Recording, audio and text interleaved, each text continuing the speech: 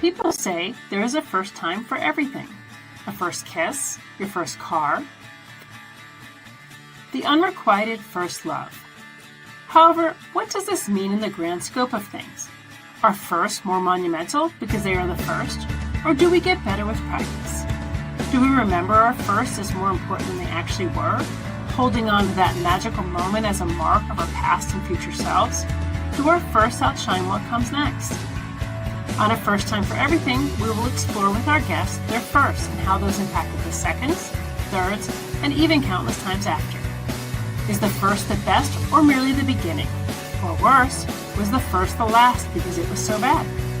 We will dig into the recesses of our memories and consider whether or not a first was the start of something amazing or something we'd rather not remember.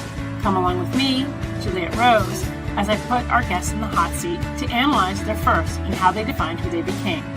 I promise you're in for a fun, although maybe bumpy ride.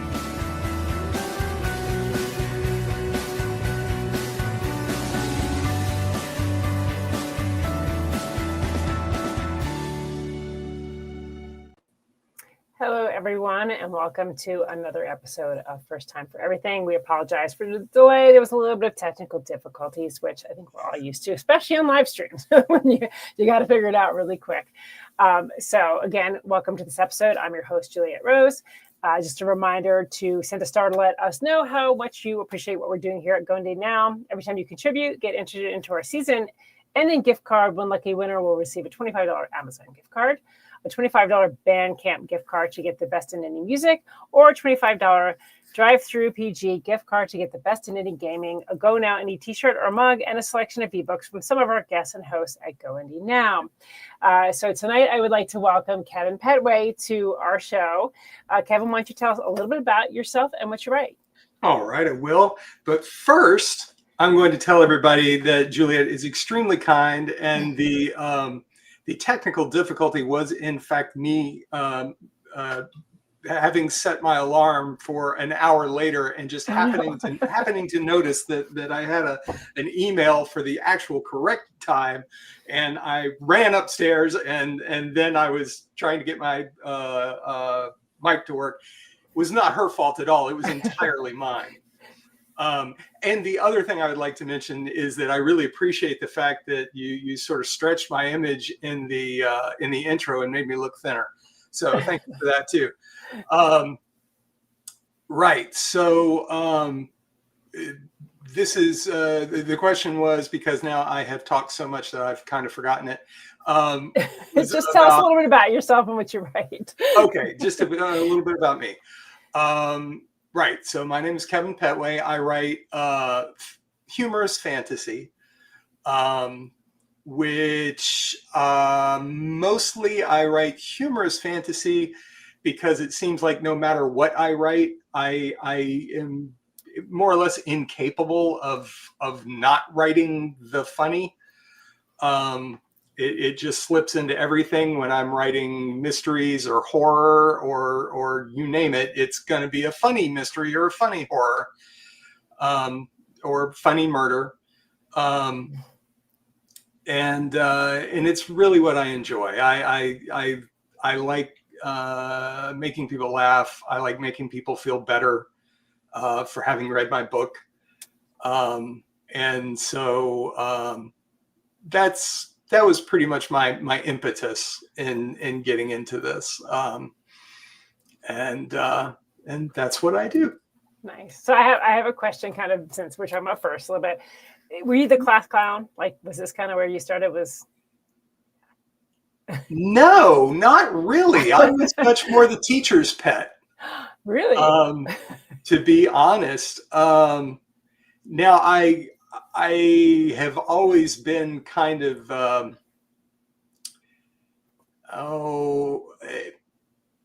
from a very young age, I have tended to think sideways and around corners.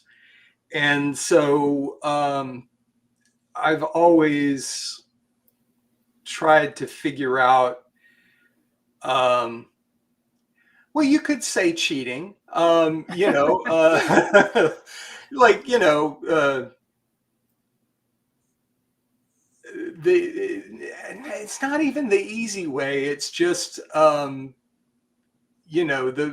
guess always trying to get the best results and kind of ignoring whatever I was told about how to do something. That has always been, matter of fact, I'm the kid who would get the correct answers on the math test and fail it because I couldn't show my work. Yeah, that was me. I totally relate. Yeah. Yeah. That's hilarious. So let's kind of go back. When did you know that you wanted to be a writer? Was this something from childhood, or did you come to this later in life? In high school, I would write stories in boring classes to pass to other kids in other boring classes to make them laugh and get reprimanded by the teacher. And the more they got yelled at, the better, I felt like I did. So I practiced really hard to, get my best friends in trouble. And that was fun. I really enjoyed doing it, but I didn't think about it as sort of a serious thing until much later, as an adult, when I started a webcomic. And I did that for about 4.5 years, and I was really proud of it because I finished it. It had a beginning, a middle, and an end, and it's very, very common for webcomics to just kind of peter out and they never get an ending. So I was really excited about that. But what I realized from the experience was that I liked writing much more than drawing, than writing and drawing. And so that was really how I kind of got started in it. During that time when I was doing my webcomic, I also came to realize that I was no good at all working for someone else. Whatever that gene is, I am missing it. And so I probably said a few things to my boss that I shouldn't have. And then I went and said a few things to the boss's wife that I shouldn't have, that kind of intersected. Next thing I knew, I was home. And my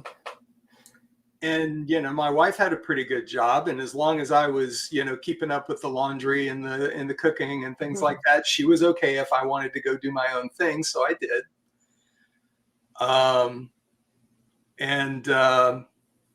I just really haven't looked back from that. That was yeah, working for myself is a lot better and easier on my constitution than trying to make somebody else happy.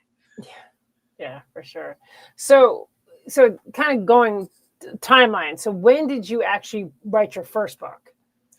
So the comic was finished. Mm-hmm. And I made that decision that I wanted to write. So I started writing, and I wrote this book. There was a doorstop, it was 400K or something like that. And that was when I went to my first real writers conference as well. And I was kind of a wallflower there because there were a lot of people that I considered to be my heroes. And I didn't really talk to anybody. I listened. I was inspired by the things that I learned.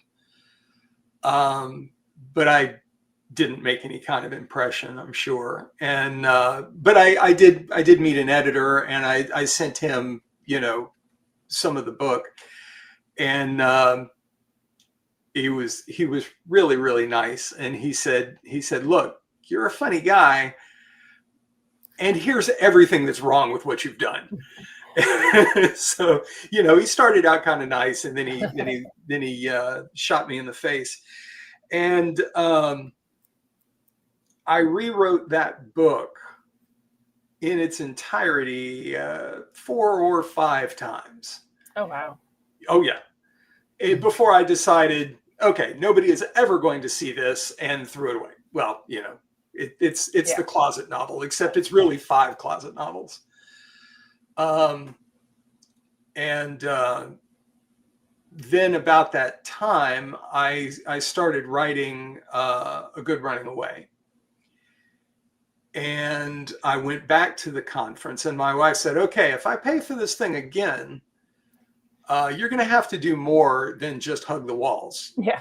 You're going to have to go introduce yourself to some people. So I made the decision to run toward everything that scared the shit out of me. And I signed up for critiques. I signed up for first pages reading. I stuck my hand out and introduced myself to everybody. Found things to talk about, and started making friends, really. And there was you sit in the main hall, and everybody goes back to their seats in the main hall, and then you go everywhere else in the thing, and for panels and discussions and teaching. And every time I went back to the main hall, I was sitting next to this woman she was very nice, and she was telling me about her daughter who was in some sort of competition with horses, and she was doing jumping, and I don't remember what it was called, but it was a very fancy Texas horse thing. Yeah. And I was telling her about my experiences as I went through the conference, and I did the critique, and people really responded to the book. I did the first pages reading, which, boy, let me tell you, that was scary. Yeah.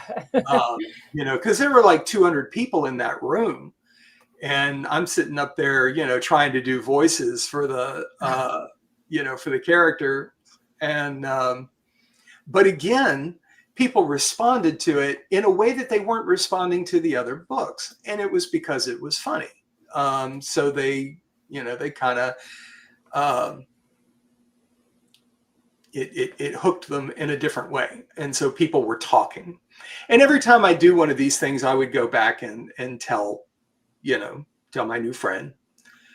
And at one point, she stopped me and she said, that sounds really great. Would you like to send me your manuscript? And I said, well, yes, but who are you exactly? and she told me that she worked for a publishing company, and she was actually their what do you call it? The editor that attracts new talent. I don't remember. That's what she did. Anyway, but she said that she was planning on quitting and starting her own publishing company.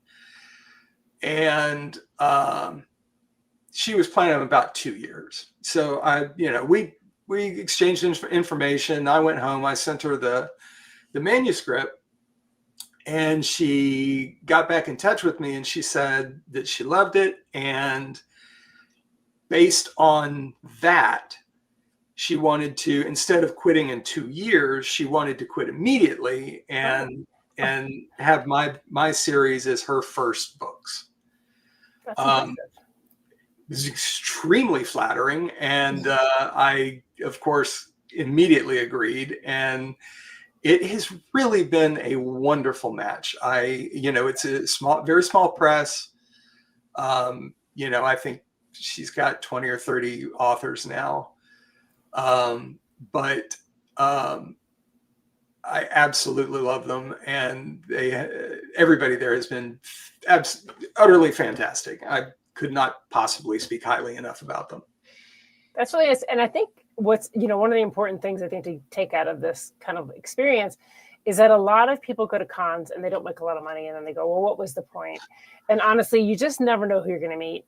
Yeah. whose elbows you're going to rub, what chances you're going to get. So I think when you go to a lot of these things, you have to think outside of the box of, it's not the same thing as an event where you're just going to vend. You're actually going for the networking. You're going for those connections. And obviously for you, it really paid off. Had you not gone back the next year, because you said, well, the first year I didn't really get out. But by going back and doing that, you actually made a really important connection. And I think for people, they have to think about, as a writer, what are we doing and why are we doing it? And putting ourselves out there beyond the book sale, So I think that you did that. And are you able to say who you published with? Like, who was this? Oh, sure. Yeah. Yeah, it's Cursed Dragon Ship Publishing, and it's owned by Kelly Colby. Nice. Well, so that's a great thing. And what con was it that you went to? Superstars. Superstars. Where's that? Colorado. Where is it? Colorado. Oh, Colorado. Okay. Very cool. Yeah. My first con was Multiverse, and my first official con, I did like a con, but it was more of a vending con. And I did the same thing. I just sat behind my table and I was really shy. And it was like really, this kind of thing. And I walked away and I said, wow, gosh, that cost me money. And I don't know really why I did that. And, but I went back the next year and was a little more confident. And same thing, I kind of started making those connections. Actually, I think how I met Joe for Go Indie Now was through that as well. So yeah, I mean, I think that's such a great story to tell, because I think that's why we're constantly putting ourselves out there, is for those connections. And and it's something that I try to tell other, because I just came from Ancient City Con, and I was on a couple of panels there, and people were asking me similar questions. And the one thing that I do try and tell people, or especially aspiring writers or people who have written a couple of books and they're wondering what the hell to do with them, is to find a conference, not just a convention, but like a writers conference, where there are going to be writers and publishers and editors and agents and other all industry people who are there to talk to you. They are there to teach you. They're there to show you what to do next. And like I said, to meet them, to actually go stick out your hand, say hi, be normal, don't be weird. Be weird. Don't act like you're just there to get something out of them, actually, be interested in them. But at this point, there are at least a dozen different people without each one of their individual contributions, I would have no writing career. And so it's extremely important to me to pass along the things that I have learned, which are, and this is the way that it worked for me. It's not going to work the same way for everybody, but it's a smart idea to listen to as many different, stories as you can get, and it'll help give you guideposts. But also, I make sure everybody gets my my email address. If they've got questions, ask me. Come ask me. Send me an email. Let me know where you met me, because I will forget, and then I'll think you're a marketer and I'll delete your email. But if you if you say, hey, I met you at Ancient City, and we talked about this, and you gave me your email address, and I have a question about this. Dog is scratching at the door. I absolutely will do everything I can to help, and and sometimes that's just, a little bit of advice or encouragement. Sometimes it's, maybe it's passing along to another person. It's just, this is not a career where you compete with your contemporaries. This is a career where everybody helps everybody, and that is super important, and it's one of the most wonderful things about the job is that, you know, you're in a community. Yeah. And I love that.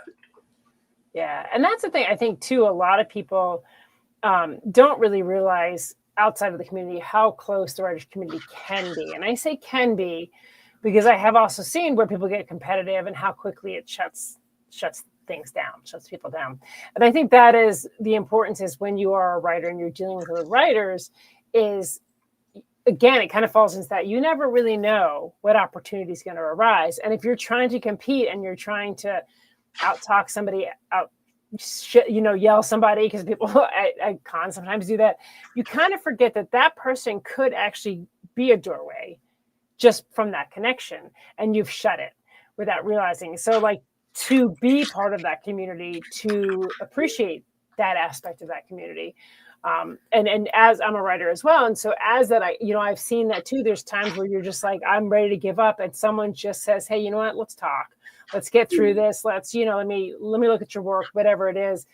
And to keep those doorways open, and competition really doesn't serve a place. And that's my personal opinion, is that when you start getting competitive, you're only hurting yourself, because this can be the most uplifting community if you just allow it to be. Yeah. And this is really distracting. Let's see. Can you come up here and get this goddamn dog? Okay, thank you.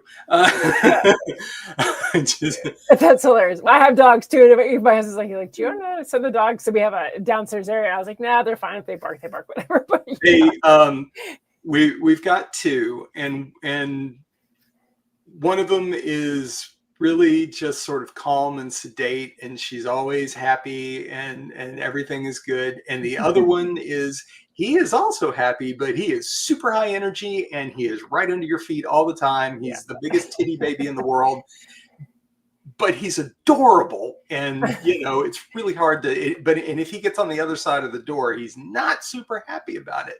That's funny. Anyway. So one of the things that I've noticed about, because you're right, every once in a while you'll meet somebody who is super competitive, and they're very jealous and with their ideas, and they don't want to tell you about the thing that they're working on right now, because you might steal it and you'll write that book first. Which, for the record, a good writer can make anything interesting, and ideas are a dime a dozen. That's you're gonna well, okay. You had a dog in here. No, they were just at the door, scratching on the door. Okay, come on. Come on, Jane. Oh, dogs. I'm so sorry. Anyway, but you'll meet that person occasionally, and they flame out. Every single time they're there 1 minute, and then they're gone, and nobody knows where the hell they went. Yeah. And I really think it's because this job is so difficult and so weird that you have to have that sense of community. You have to have people who know what you're doing, who understand your pain and can commiserate with you to support you to succeed. Yeah. And it's why writers tend to succeed in groups, in clusters. Yeah. And those people who hold themselves apart, they do not. They disappear. Nobody knows where they went. Well, it's already isolating, right? Because we're writing behind a screen a lot of the time, and there's no community there. So, like, having that community is really important to even just push on. Like, sometimes it is like, I just don't want to look at my screen anymore. Like, I don't want to write this book anymore. And having people that you can say, hey, I'm having a tough day, or how did you get through this particular wall? And having to say, oh yeah, this is what I did. one of the things is I'm very much an introvert in new situations. And when I first had to do cons, I didn't think I could do it. I was like, I don't think I could do this. And I would just put it out there to the writing community. I said, other introverts, how did you deal with this? And they gave me such good advice that What now, did they tell you?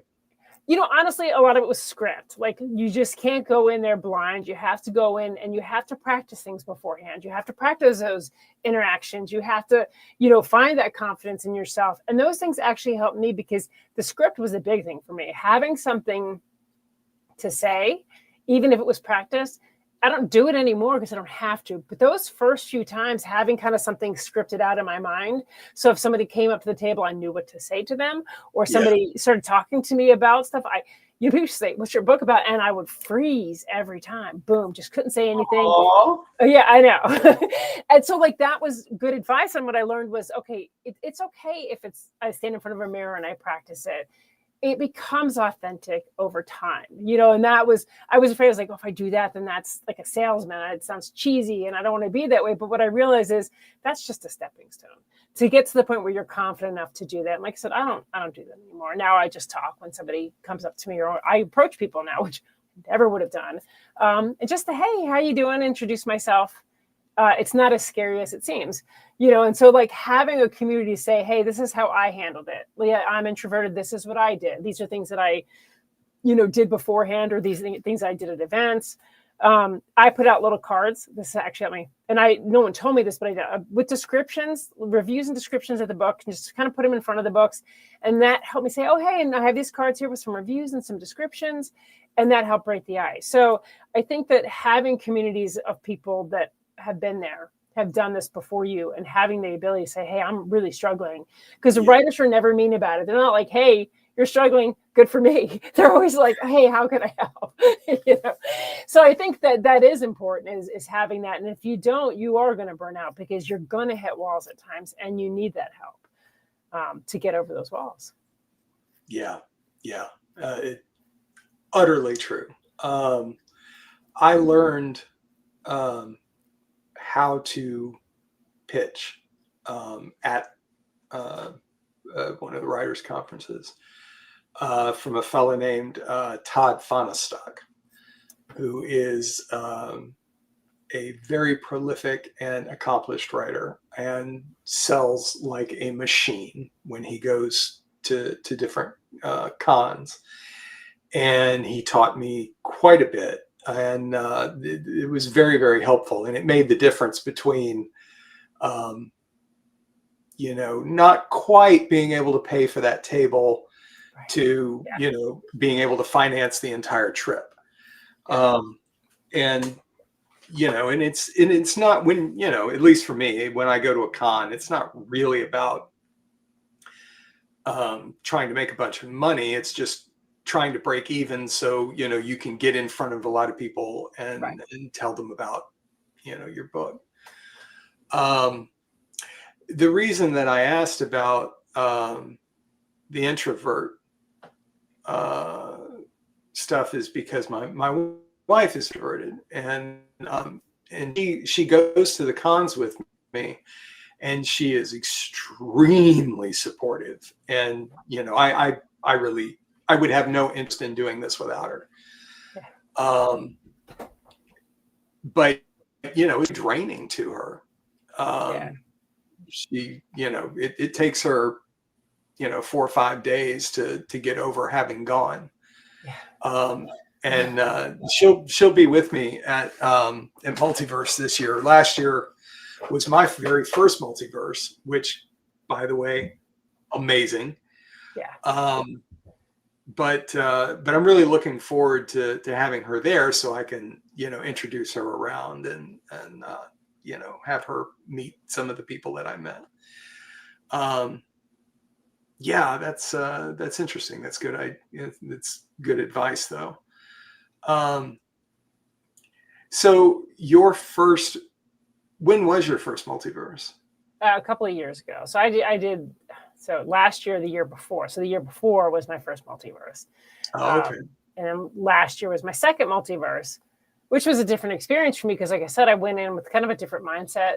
Like, I'm here to learn, I'm here to share, I'm here to grow. It's like I was big on the panels last year and kind of those things in the different workshops, which I loved. Where the first year I did a couple panels, but I was really nervous about it. I didn't really do any workshops. So last year I kind of went in with a different mindset and just enjoyed it that much more simply because of that, because I got a lot more out of it. You get more bang for your buck, because again, you're not trying to make money. You're trying to, yes, break even. So you're covering your costs, but to really also, I see it as like like taking a class, you pay for a class. It's like that. You're going in and learning from other writers. Yeah. And I won't be there this year, unfortunately, because I accidentally double booked and didn't realize it. And so I had to back out of Multiverse, but absolutely. That's the only reason. Because I love it. I think it's one of the best workshop and panel cons out there. Panels are top notch. Like I cannot express enough. The panels, they really are just classes within themselves. So yeah, I a little sad I won't be there, but I'll try to be there next year instead. So I was excited because I got panels this time. I didn't the first time that I went. It was kind of last minute, and for me, this is a publisher event. So. I'm not bringing anything from home. I just go and sell their books. Okay. Which it's a little different. I enjoy that though. Because there's other writers in the publishing house there, and so we're sort of hand in fist, and but I love doing the panels. I love, obviously I am, a whore for attention. So I love listening to my own voice. So, no, I have a good time on panels, and like I said before, it's always an opportunity to try and do for other people what was done for me. Yeah. And that's kind of wonderful. Yeah, that's really cool. So I have a kind of a curious question, because you say you're a whore for attention, but I want to talk a little about, so you write humor, and you said you write different genres, and humor is weaved into that. So I know you said you have this, which is humor and fantasy. My curiosity is, do you find the humor takes precedent, or do you find that the genre takes precedent? So like if you're writing, humor's fantasy, is fantasy like your main goal and then you weave in humor, or you feel like you're going in more as kind of a comedian and you're weaving in the fantasy? Yeah. So neither. Okay. The genre is irrelevant. It to me, it makes absolutely no difference. To me, it's all about those characters. I love getting into their lives and their thoughts and their problems, their loves, and so when I'm writing, I might come up with a story first, or I might come up with the characters first. But where I actually spend the time working before I ever start writing the book is on those characters. I'm going through and creating. I outline extensively, and I create world Bibles for each each different world. I might have one world Bible that spans 8 books, but Right. But if it's a new environment, it's going to have a new Bible. And Roger Zelazny wrote a book on writing, and one of the things that he talked about was that he always wrote at least a short story with his primary characters, and he might write more than one, might have written, that never made it into the book. That information was not for the book. It had nothing to do with the book generally. Right. It was just so that he could get to know those characters. So that's where I start. Now, often I will write the book relatively straight the first time through. Okay.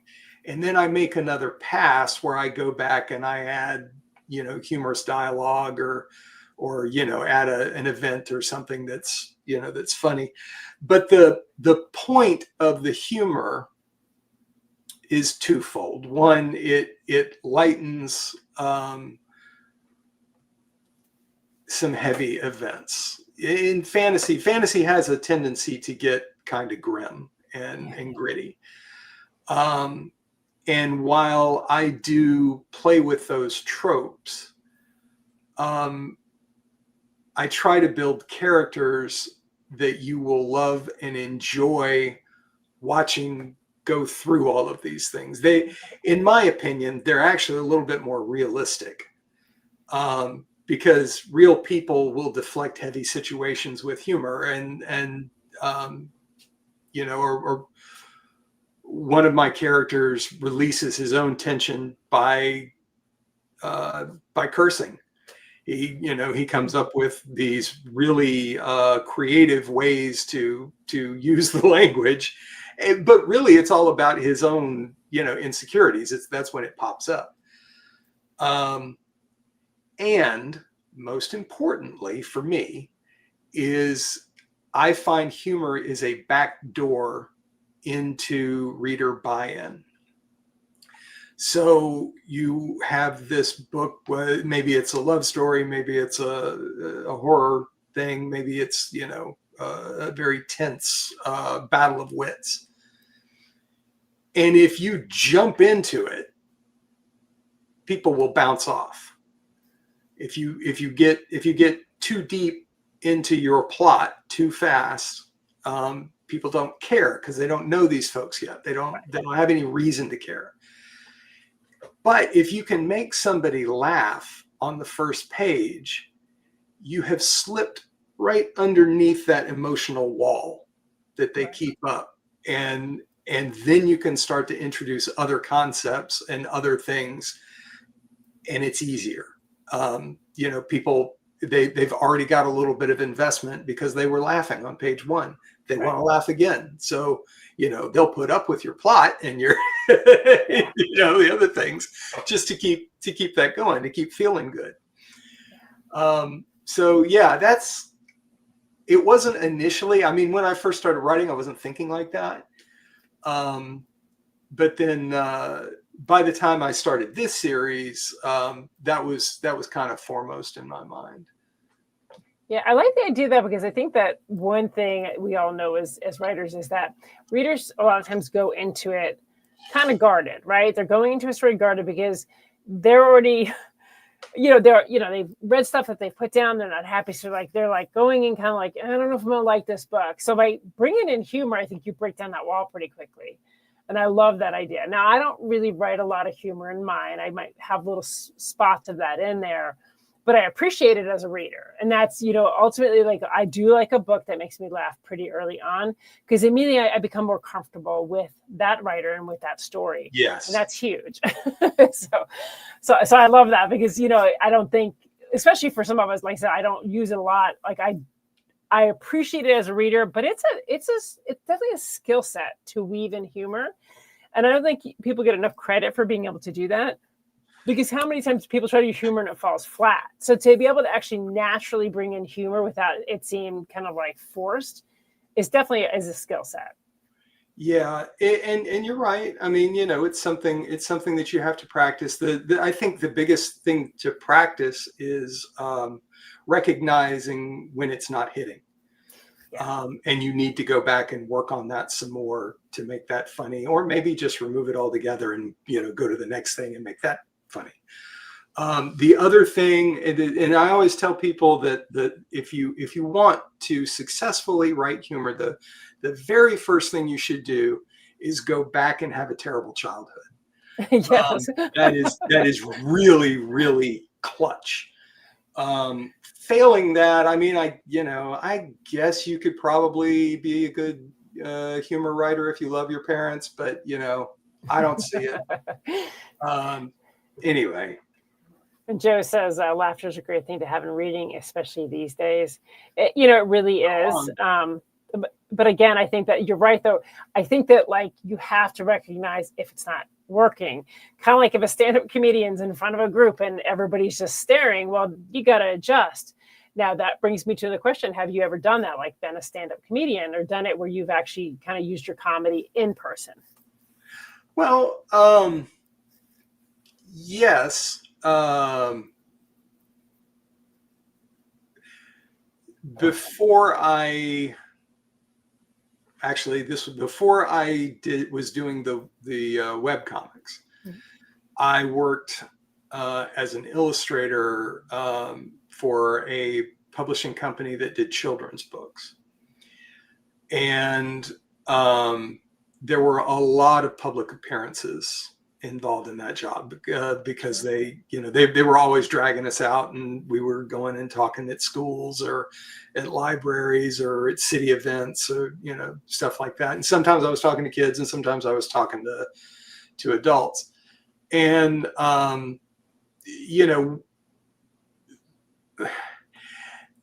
it's a little bit, the motivation's a little different there, because when you're speaking in front of a large room full of people and you say something that makes them laugh,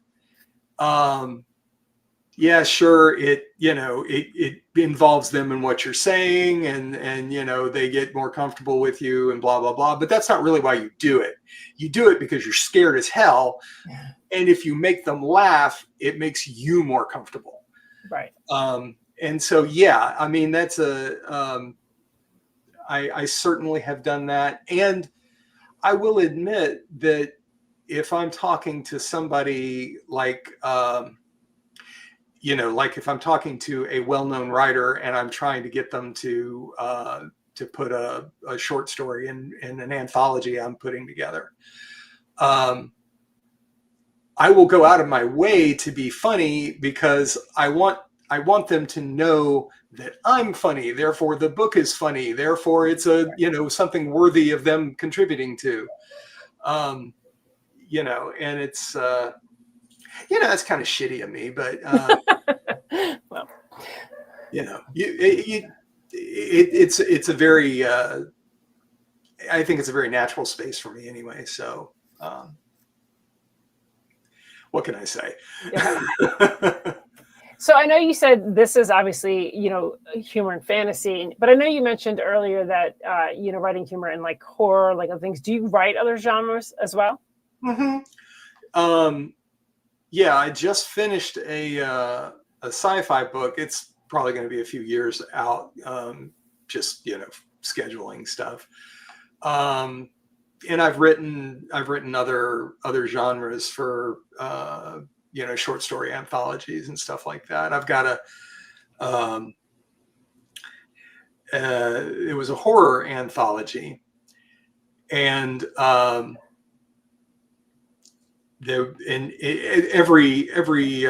every story had to involve a movie somehow, and a monster. There actually had to be a real monster in it. And I have a friend who makes movies. She's a real estate attorney by day and a B horror movie maker by night. So she was like the perfect subject for this thing. And I didn't have a monster. And I'm like, I think the monster should be her mom. Oh my gosh. And so I, the mother is like visiting from out of town, and she's trying to keep the mother away from her daughter, because she knows how her mother behaves. And eventually and it's very, very fraught, and nobody likes each other. And at the end, the mother turns into an actual monster and, smashes down the house and, starts eating people. And so I got done with it and I showed it to my friend, because I'm like, well, this does hit kind of close to the mark. I want to make sure it's okay with her, Yeah. And so she finally read it and she's like, that is exactly my relationship with my mother. How did you know that? Didn't, just guessed, but That's funny. Yeah. So it was a momster, A momster. That's right. momster, yeah. That's awesome. Are there genres that you feel are easier to work humor into, or do you feel like it doesn't matter as long as the characters kind of have that development? Yeah, I really don't think it matters. I think it's about your character. If you've got a character who is capable of seeing things in the world and seeing things in a way that are not that are a little off the beaten path, or just seeing reality as it is, there's immense possibility for humor in that. Just if you've got a character that just doesn't lie, that can be funny. Yeah. It doesn't. Yeah. I don't think it matters. Like I said before, I think it's kind of irrelevant. If you've got a character that you can play with, that you enjoy, I think you can stick that anywhere. Yeah. So it comes pretty naturally for you. Apparently, yeah. Are you humorous in your day-to-day life? Like, does your wife be like, dude, stop joking? Or totally depends on who you ask. Yeah. My wife is going to give you a different answer than the guys I play D&D with, but right. No, I do. However, like when I'm talking with my wife, I edit myself a lot more, because it can get old. But yeah, that's, and it does, it does come from my childhood, because both of my parents were narcissists, and they were different kinds of narcissists. And what I have found out since is that when you have a child in that situation, they become very, very attuned to other people's faces and trying to anticipate their moods and figure out what they're thinking about and what their motivations are, so that you won't accidentally step in it and get your head taken off. Yeah. And when you are constantly thinking like that, the world just kind of turns funny, because you see, who people are and what they're doing and why they're doing it, and how it doesn't really fit with, the way we all behave. And I'm including myself in this. This is not, I'm not in any fashion above this, but you become habituated to looking at the world a certain way, and if you say it out loud, people laugh. It is funny. Yeah, for sure. And I think that, I think when you look at what brings you, not even just being funny, but even as a writer, what brings you to that point, a lot of times there's a lot of baggage. A lot of times it helps make a writer a good writer. I have it. A lot of baggage helps me develop characters, because in a way, like I have, even if I haven't personally had that experience, you do see the world differently. You tend to view people. You're always analyzing the situation because, again, I wasn't the funny kid, but I was the one that was always analyzing to prevent myself from even being in the room. Like I was like, oh, gotta get out of the room now, find something to do.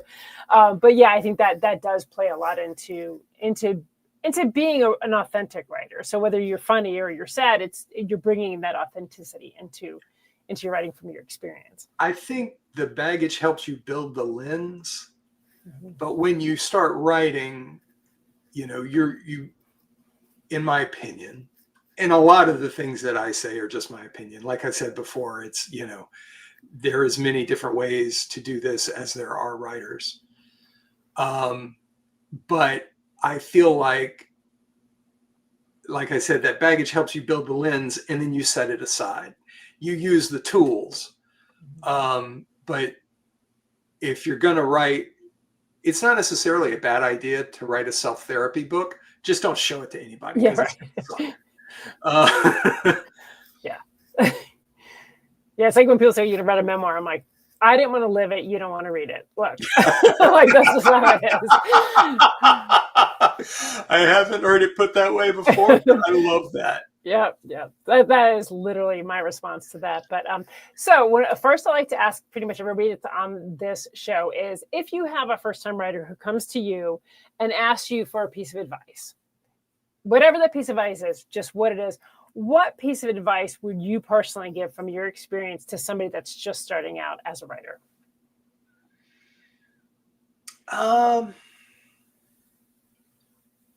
I really think the most valuable thing you can do as an aspiring writer is to meet and talk to other writers. Because no matter what you need, no matter whether it's information or contacts or just a little bit of support and encouragement, that's where you can find it. And so, just go and talk. Just stick out your hand, say hello, introduce yourself, find out something about them. And, it's really just like making a friend out in the schoolyard. And be open. I've talked to a lot of people that, well, you know what, I say that's not true. I've talked to a few people that will ask me a question, and I'll give them my opinion, and they immediately start in with the yeah buts, and they're not ready for it. They're not ready to hear it. They will be. They'll get there. Or maybe we just didn't connect. But the more open you are, and the more you hear, even the stuff that is not useful to you in the moment, you think it's not going to be useful to you. Maybe it's useful as a, something you shouldn't do, or a way that you shouldn't think, or a way that not to behave. And so, that would be my, I think the most central piece of advice. Find other writers, talk to them, make friends, exchange email addresses, that kind of thing. Yeah. One thing you said, Matt, that I really liked was learn something about them. And I think that is something I've seen, especially maybe with newer people, is they kind of forget that this is a two-way street and you're really building a relationship and making a connection.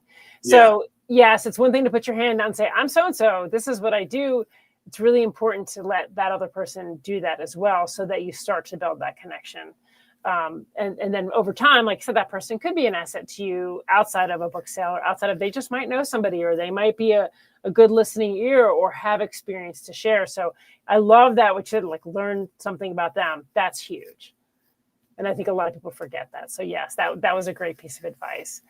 We are getting close to the end because we got a little bit of a late start, but I want to give you a chance to, again, talk a little bit about where people can find you, if you have any events coming up, or really if people want to connect with you, how can they do that? So I think my next event is Multiverse. So I will definitely be there. And after that is going to be CoastCon in Gulfport. Okay. Which is also sort of a literary con. I absolutely love those. Those are my complete favorites. They're always smaller, but the people there are just golden. I absolutely love them. I've got a website, kevinpettway.com. You can find links to all the books there. And we're pretty soon going to start a thing where you if you wanted to order books directly from the website and have me sign them, and then I'll send them off to you. We're gonna start doing that, yes. Which is mostly just because Amazon is the devil. And, yep. I can't get away from them, but I can at least I can sell. You can give options, other options. Exactly. Okay, so kevinpettway.com is your website. And the publisher's website is what? The publisher's website is cursedragonship.com. parkersdragonship.com. Okay, so we're going to keep that in mind. And so you'll be at Multiverse. I'm sorry I won't see you, but I know you'll have a great time. And for anybody that doesn't know, with Multiverse, that is in Georgia. I think Peachtree City, is that right? Where it is this year? Peachtree City. It's a suburb of Atlanta. Yeah. And it's such a fantastic con. The people there are so warm and so welcoming, and you feel it the minute you walk through the door. Yeah. Curiosity, where are you coming from? Jacksonville, Florida. Oh, okay, so it's not too bad. Yeah, it's not too bad. It's a, I don't know, 5 or 6 hour drive, something like that. All right, that's really cool. Well, we really appreciate you coming on tonight. We appreciate everybody for tuning in. And again, we apologize for the delay, but it was still a really great chat. And just a reminder to everyone that it's always time for Go Indie Now.